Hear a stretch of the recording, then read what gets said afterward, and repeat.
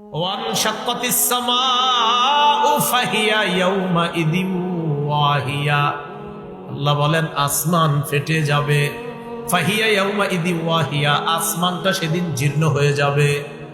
ওয়াল মালাকু আলা আরজাইহা, আসমানের যত ফেরেশতা সবাই আসমানের কিনারায় চলে যাবে। আসমান ফেটে যাবে, জীর্ণ হয়ে যাবে। ওয়াহমিলু আরশা রাব্বিকা ফাওকাহুম ইয়াউমাইযিন সামানিয়া, সেদিন আপনার রবের আরশটা বহন করবে 8 জন ফেরেশতা। কয়জন ফেরেশতা? 8 জন ফেরেশতা আরশটা ধরে রাখবে। তো এটা আল্লাহ বলতেছেন।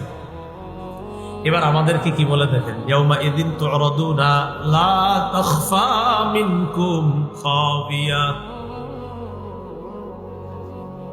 ইয়াউমাইযিন তু'রাদুনা লা তাখফা মিনকুম খাফিয়া।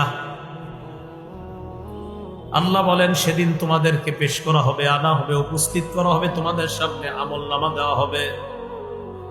সেদিন কোনো গোপন জিনিস গোপন থাকবে না।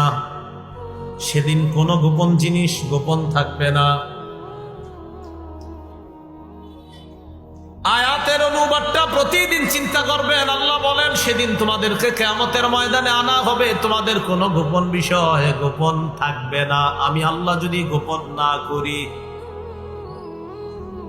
ইয়াউমাইযিন তু'রাদুনা লা তাখফা মিনকুম খাফিয়া, আল্লাহ বলেন সেদিন তোমাদের কোনো গোপন জিনিস গোপন থাকবে না।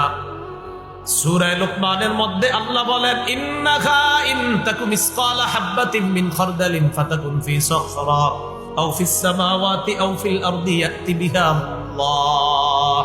লোকমান হাকিম তার সন্তানকে বলে, সন্তান, সামান্য কোনো বস্তু যদি পাথরের মধ্যে থাকে, আসমানের মধ্যে থাকে, জমিনের মধ্যে থাকে, ইয়াতি বিহা আল্লাহ, ওই সরিষা পরিমাণ বস্তুটা কিয়ামতের ময়দানে আল্লাহ উপস্থিত করবে।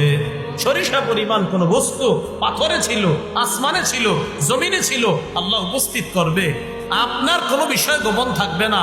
হ্যাঁ, আল্লাহ অনেক গোপন বিষয় কারো সামনে প্রকাশ করবে না, তবে পর্দার আড়ালে হলেও আপনারে বলবে, বান্দা করছো এগুলা, এগুলা করছো। 3 বার স্বীকৃতি নিবে, করছিলা?